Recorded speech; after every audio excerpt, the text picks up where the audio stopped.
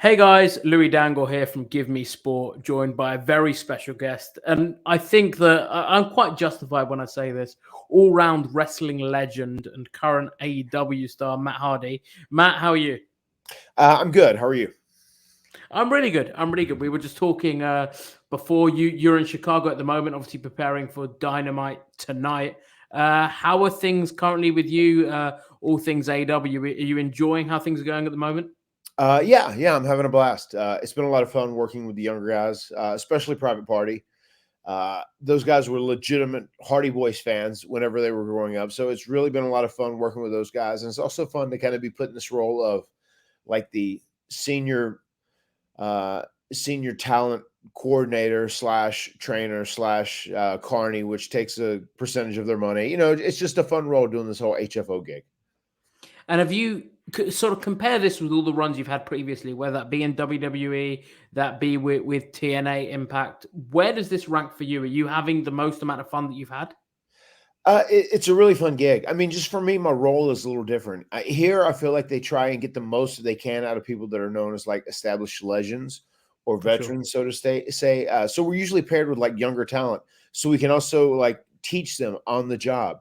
And then it also protects us. I feel like so we don't have to work and we don't have to bump as much as we typically would somewhere, which gives us a little career longevity as well. So I guess when you came into AEW, you were doing something completely different. Obviously, kind of doing your broken stuff that you'd done in Right. elsewhere. Speak to us a little bit about that change. How was it when you came into AEW? It's kind of seemed like, unfortunately, things didn't really work out. Whether that be because of the current situation with the pandemic and kind of things didn't work out with the broken gimmick. So are you kind of happy that you've made that transition? I guess it wasn't something you were perhaps expecting that you'd have to do. It just Broken Matt Hardy is such a character that thrives off having a crowd in the venue. Yeah. It's such a character that is almost like it really needs those chants, it needs the silliness, it needs the nonsense. So if we would have started in crowds, I think we would have been okay.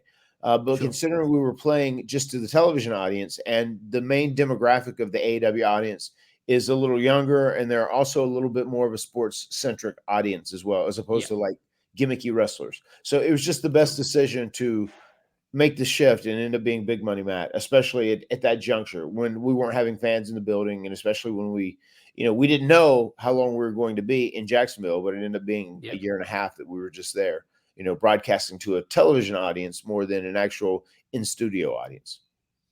And I guess for you anyway, well, for me, when I think of you, I think of kind of one of the most versatile wrestlers that we've seen. I mean, you've done gimmicks from everywhere, kind of pulled on everything. How does that work for you? Are you always thinking of ways to improve and adapt? And kind of what are some inspirations that you've called upon for some of your gimmicks, whether it be kind of original Hardy Boys or Broken Matt or version one Matt or even kind of Big Money Matt as you are now?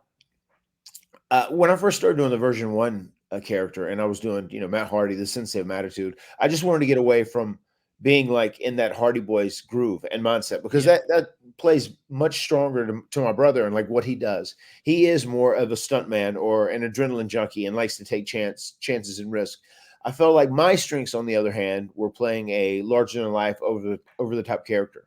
And that's how even Big Money Matt first came about when I first started doing it back in Ring of Honor, and then I did it in TNA for a while.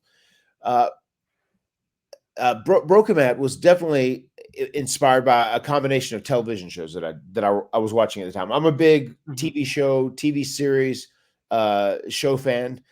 Dexter, True Blood, True Detective. There's so many different things that I watch, and a lot of those things were incorporated into Broken Matt Hardy.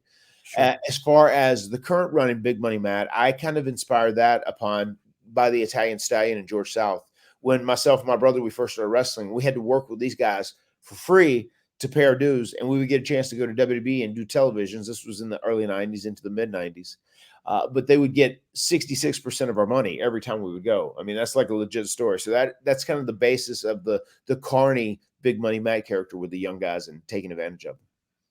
And obviously, it's an on-screen pairing, but are you very much helping them just generally? Are they coming to you with questions? Obviously, being a tag team, there's probably no one really better within AEW to learn from. Actually, saying that you've got Tully, you've got Arn, you guys have got a whole host of great tag teams. But are there people, not even Private Party, that come to you and will say, "Hey, Matt, what are we doing?" I mean, even Sammy, for example, he just had a big ladder match. Is that something he comes to you and it's like, right, I know ladder match is kind of your thing. How would that work? So who are some people that kind of really come to you and have embraced your advice?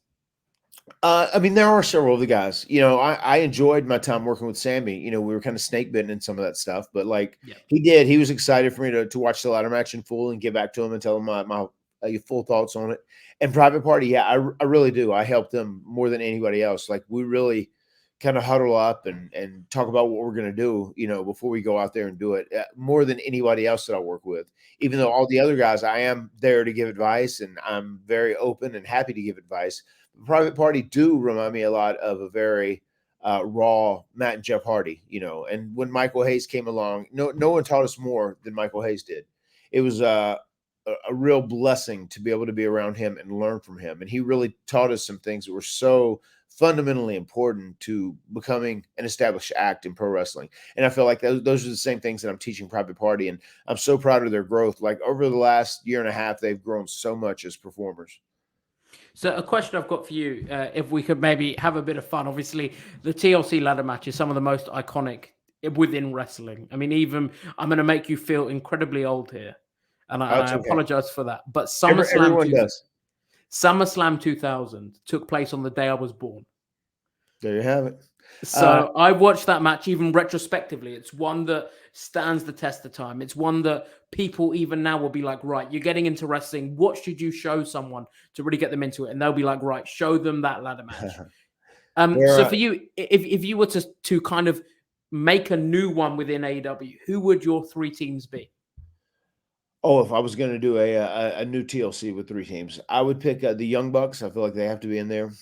The Young Bucks, Penta and Phoenix, and Private Party. Those are the three teams I would put in there. I think they would kill it. That there's not really a Dudley representation in there. But those three teams, I think they would kill it.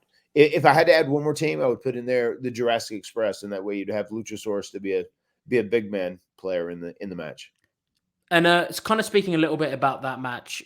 Is that the one that people and kind of those selection of matches? Are those the ones that people still kind of speak to you about if they see you, I don't know, at meet and greets or in airports? Are those the ones that people really still talk about?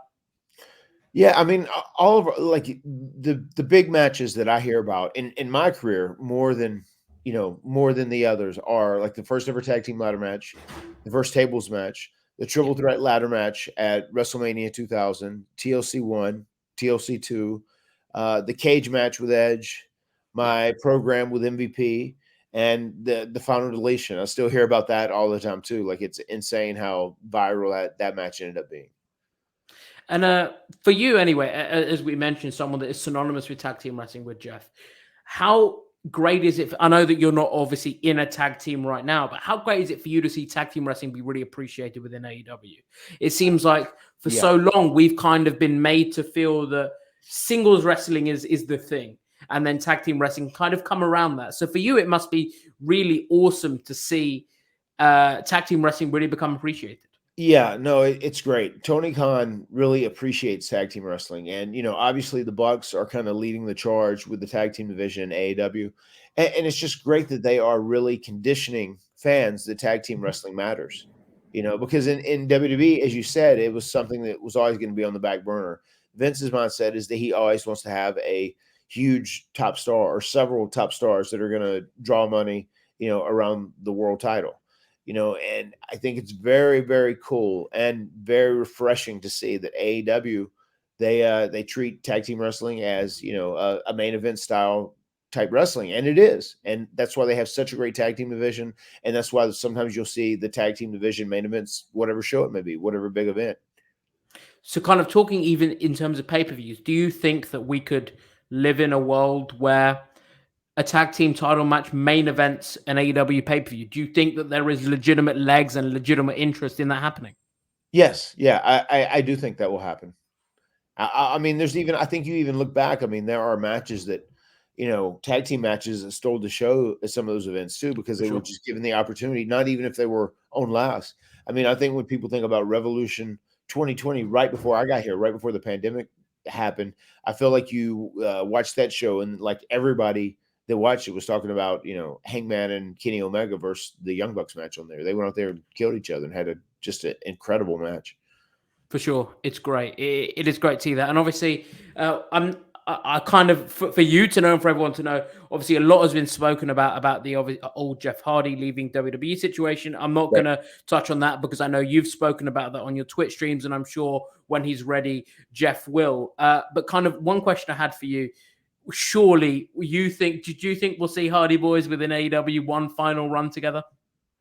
Yeah, I think if all the stars align, if all the planets align, I think we could see the Hardy Boys do something in AEW down the road. We have right now, we have about 12 or 13 uh, indie matches and also a whole bunch of signings lined up to do. I'm really excited to be working with my brother again. I'm excited for us to be reunited, and I know both of us had that mentality of like we would like to end our careers the way it began as a tag team. So maybe this is the phase we're getting ready to go into.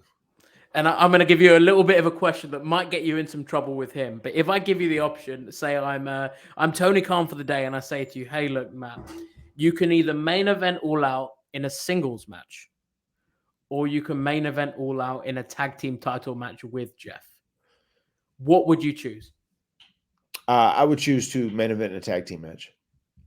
Is That's that what how kind of important your guys' relationship and your guys' tag team is to you, or do you just kind of think maybe that's what the fans will want to see more? Kind of, what's your thinking behind that?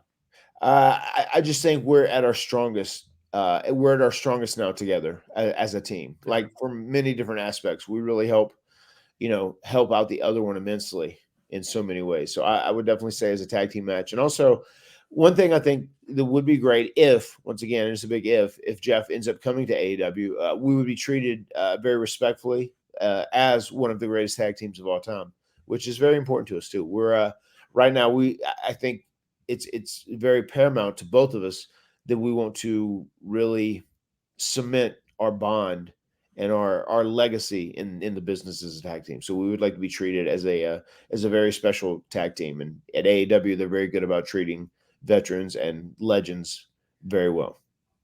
And kind of on that note, I know that you spoke and you kind of confirmed the reports that Jeff was asked to be in the Hall of Fame, and obviously kind of situation with his drug test and asking for that back.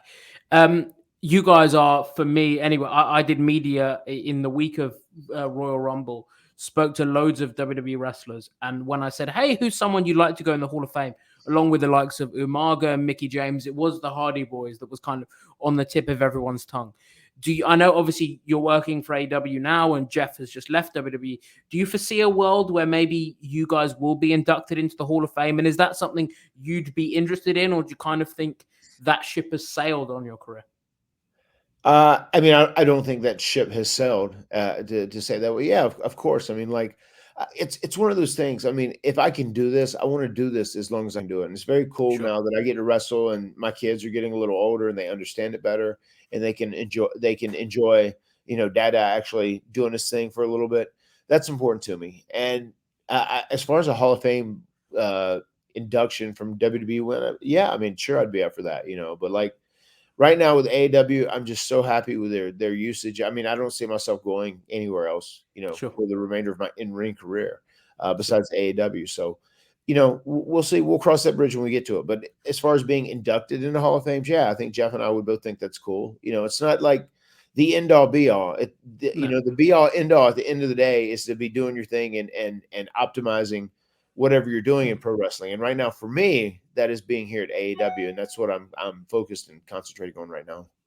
Awesome. You mentioned your kids there. Obviously, we first saw Maxwell in Impact, and when you just smiled just then, you looked the spitting image of him. It was one of the most surreal things I've seen. But for you, it must have been really cool to see him involved. I know that coming in with your brother, obviously them being involved with your whole family in Impact. How has it been to kind of do stuff with your family throughout the majority of your career, whether that be your brother or I guess your wife and now your kids? Yeah. Whenever that run of Broken Matt Hardy, when Jeff kind of accepted the whole Brother Nero gig, and he really enjoyed it and he embraced it. That was probably the most fun I've ever had in my career. My wife Sure. was, part of the act, and Maxwell King Maxwell was part of the act. That was a very very fun time in my career, and I really enjoyed doing all that stuff. And I wish in a perfect world I could do more Broken Matt Hardy stuff. It might be something that is better set for being some sort of video on demand type act or whatever. I've Sure. even still talking with Jeremy Barash, JB, about things that like later on down the road we might do, maybe pitch some sort of Broken Matt series with all of the House Hardy characters in it. And I think that's something that'd be fun to do. It just really that whole vibe and that whole character and kind of that genre and the campiness of all of it doesn't really fit into the current AEW product, what's going on, but For sure. I'm sure there's a time and place to do that later on down the road, and we'll be able to do it some more and have fun with it. And I know, obviously, you joined AEW. You're really happy there. Was the kind of thought about AEW being a very reality-based, sports-centric promotion? Was that something that you had to think about and really sit down and think, how is this going to work before you agreed to join? Not really. I mean, it was very easy to agree to join. Upon talking to people and upon talking to Tony, TK's great. He's such a good dude, and he's so young, and he's not only on the pulse of pro wrestling, he's also on the pulse of society, and I think that's why AEW is doing as well as it is doing right now. Thinking about it, I wanted to incorporate a Broken Matt Hardy that was going to be like much more vicious, much more Sure. physical, but then the pandemic deal happened. And then like we're playing to the TV audience. You can't really get things over in the arena by doing things because there's nobody in the audience. The 15-minute deal that Jericho and I did where we did like an in-ring promo, I think it was on my second TV appearance there, was just utterly insane. It felt so crazy and unreal. Like being in this, and that's when there could only be like 10 people in the entire arena, and that's including cameramen and whatnot. You had to limit the number. So to be Yeah. out there and doing this one-on-one, it almost felt like Shakespeare theater, with him. It just was so insane being in this 7,000 seat venue with no fans in there. And we just kind of had to get through that. We just kind of had to suck it up and get through that whole pandemic empty arena area type deal. And even in the beginning, the whole it got so much blowback and backlash from like diehard wrestling fans, and there was that, oh, this is going to be sports centric. Chris wanted to try that. That was his idea initially, to do the teleportation thing. And Hmm. we had actually shot one scene where I just like kind of showed up in different parts of the arena, and then I was going to show up and be in the ring with him. But Chris had this vision in mind. He wanted it to be like the ring, where it's like this image is coming closer to you. You're sitting Yeah. there, and it's real scary and creepy. And we'd like reshot it again, and it was done so fast. And looking back in hindsight, I just wish that Chris was trying to make it as good as possible and try and keep like a magical vibe to Broken Matt Hardy. I just wish we would have went straight forward with it, looking back in hindsight. But of course, hindsight is always going to be 2020. You've got to be. I'm not upset that we attempted it and we tried it, because you Sure. have to try things. You have to be creatively fearless also in pro wrestling to make things work. If we hadn't have been creatively fearless with that contract signing and the final deletion, I mean, that Broken Matt Hardy and Brother Nero thing would never have happened. And we were literally keeping TNA alive when it was like on life support for a while, just because people were so into the viral Broken Universe stuff. I mean, even speaking about keeping TNA alive, like, I mean, even you weren't even with the company at the time, but I think with WWE and what they did during the pandemic, that was a lot of your influence there. With you think of the Boneyard match with the Undertaker and AJ Styles, Yeah. all of the cinematic matches they did, that was kind of really started by you. So when you were making kind of those final deletion matches and doing your more cinematic stuff, was that something you always had in mind, that if things, I mean, none of us could have foreseen the pandemic coming, but did you think, hey, this is a way that we can do things without fans if needs be? Or was it kind of just something for your character? I mean, I tried to do the Broken Matt Hardy character where it was just as different as possible. And I was just Yeah. like, here's a way we can tell a story. And it also has this kind of like campy, lovable vibe to it, and we can be a little silly. And really, when I first wanted to start doing that, it was my throwback to like the days of Papa Shango and the original Undertaker, where it was like a larger than life supernatural kind of half-ass character. And I was like, if I do this thing and start talking in an accent, people are either going to think I'm crazy or they'll buy into it and they'll run with the whole thing that he is, he is more, whatever it may be. So that was the mindset behind doing it. And I just wanted everything to look very, very different. Even when I worked with Bray and we were a tag team, we kept telling, Vince over and over, like, we don't need to be out here just having like short 3 or 4 minute matches on TV. If we're in a remote, strange location doing strange things, that's kind of what makes these characters thrive. And then, we can have, big matches here and there, and they're going to mean a lot more. I feel like if you have 2 gimmicky characters like Bray Wyatt and Broken Matt out in front of your live audience, just having like a regular routine 3 or 4 minute wrestling match, it doesn't really do a lot for them. There's so much more mileage gotten out of those characters if they're in like a remote, strange location where they can really like focus on the character driven stuff. For sure. Before we wrap up, I obviously want to talk about the awesome project you've got going on with John Albert at the moment. But before I do, one quick question I did have. I know it was reported and kind of, I think you may have even said this, that a return to NXT was potentially discussed before you, or sort of a move to NXT was discussed before you came into WWE. Could you kind of, into AEW, could you kind of shine some light on that? Maybe talk about what the plans were. Was there going to be kind of a broken thing? Was it going to be kind of Matt Hardy? What was the thinking there? Yeah, I had a really good relation with Paul, with Triple H. When I was back for that last run, and it was really important for me to go back and like have a great last run and like be a model employee there, because I owe WWE so much for everything they've given me, over my career. I wouldn't be who I am. I wouldn't be sitting here having this interview with you if it wasn't for WWE and Vince McMahon. Yeah. So I'm very grateful that they gave me opportunities on the huge platform. So I went back and I was a model employee, did everything asked of me and did it to the best of my ability. And whenever I didn't re-sign there was a couple times where Triple H did reach out to me, and he had a couple ideas about maybe me having a stable, somewhat similar to what I'm, almost what I did in AEW, like leading a stable of young guys where the young guys could like, do the majority of the bumps and the matches, and I can kind of like be like a on-screen and off-screen mentor to whoever it may be. Sure. And he said he'd be up for doing the Broken Matt Hardy thing. And he was very cool. It was a very generous, nice offer. But like, at that point, after I was finished, I'd already committed to AEW, and I stuck to what I was doing. But I definitely appreciate Triple H reaching out to me after my contract had ran out and finished, and, trying to, he really did try and offer me a couple of cool gigs at NXT. So I'm grateful for him for that. For sure. And obviously, before we wrap up, I want to talk about the project you got going on with John Albert. John is a great dude, friend of mine.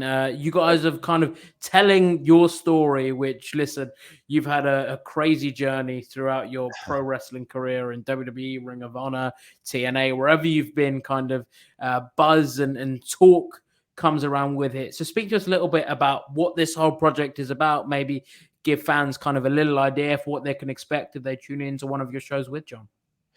Yeah, I'm very excited about the podcast we've been doing with John. And John's a great host for it. If you haven't heard about it or listened to it or seen it yet, it is The Extreme Life of Matt Hardy. It's a podcast. And like, I break down different old iconic matches or, famous angles I've been in, or talk about different wrestling personalities I've been involved with over the years. And I also talk about modern guys as well. Episode 2 was about Hangman Adam Page, who is the current champion, who I had a program with back in 2021. And I feel like it's a good natural transition for me as I finish up, have the last few years of my in-ring career, to start doing something different. And this podcast is a lot of fun. And it's almost where I say I kind of unlock the locked room, which has been my mind for the longest time. And I kind of share all my secrets with all the wrestling fans, everything that made certain angles or matches tick, and kind of the behind the scenes scoops and whatnot. So it's really fun to do that. And it's fun to speak so openly and honest and transparently. And it seems like wrestling fans really enjoy it and dig it. So far, I've broken down the first ever tag team ladder match with Edge and Christian. And it was even fun speaking to my brother and Adam and Jay, and like trying to jog everyone's memories and put all the pieces together so I can tell as complete of a story as I possibly could, even down to how much we got paid for it initially. And this was the match that put us all on the map. Also the tag team ladder match. The tag team tables match with the Dudleys from Madison Square Garden, Royal Rumble 2000. That was a lot of fun to do. But we have a variety of topics. And if you're a wrestling fan and you're intrigued and interested in what happens behind the scenes, or, the little details that really make these matches in go to the next level, that's kind of what the whole podcast is about, really breaking all that down. And I really share all my secrets about all the great moments in my career or great moments in pro wrestling. Is there one particular topic or person or anything that you're really looking forward to kind of diving into? Yeah, we're gonna do a whole journey of when I first became Big Money Matt and did the double turn with EC3, which led to my brother coming back from an injury. And then we had a bit of a feud, and that's where I went into Broken Matt Hardy, and then he turned into Brother Nero, and then it went into the Expedition of Gold, and then it ended up with us returning to WWE. And we really did complete the Expedition of Gold by winning the WWE Tag Team titles at WrestleMania 33. We're going to do a 4-part series of that in a couple months, and I'm very much looking forward to that. There's so many details I'm excited to share about Broken Matt Hardy and the whole Broken Universe content that I've never shared anywhere, and I really am. I'm into sharing all my secrets about everything and telling people why things happened and how I came up with different ideas and different things. I mean, it's obvious you're a fantastic mind within wrestling. So to be able to take even a little sneak peek at that with this podcast has been great. I've tuned in and it's been fantastic. And I'll leave all the links below this video for you guys if you want to check it out, which I do very much recommend you do. As you say, you and John have got great chemistry, so it kind of all works out well. Well, thank you very much. Thank you for checking it out, and thank you for spending a little time on me here as I'm in the lovely tropical Chicago today, and there's a ton of snow outside as I look out the window from my hotel room. So excited about Dynamite tonight. Awesome. Matt, thank you very much for taking the time to do this interview. As I said at the top, absolute wrestling legend. So it's a pleasure to speak to you today. Thank you so much. And I'll always remember that about you now, that you were born on the day of TLC. Yeah, I didn't know whether to tell you that because I interviewed Eric Bischoff a few years ago, and he said to me, he was like, I've got pairs of shoes that are older than you, and he felt incredibly old, and I didn't want to do the same to you, but I thought it was such a cool piece of information that I it is. It's a great piece of information. I will always remember that now. Considering Awesome. You said that. It's so funny. I work with these guys, like Jungle Boy and MJF and Private Party. I mean, I've been wrestling before these guys were born. It's so wild. Yeah. I hope they're smart enough to live to be as old as I am. Let's hope. Matt, thank you very much for taking the time today. I really appreciate it. Thank you, man. Sorry it took a couple minutes to get started there.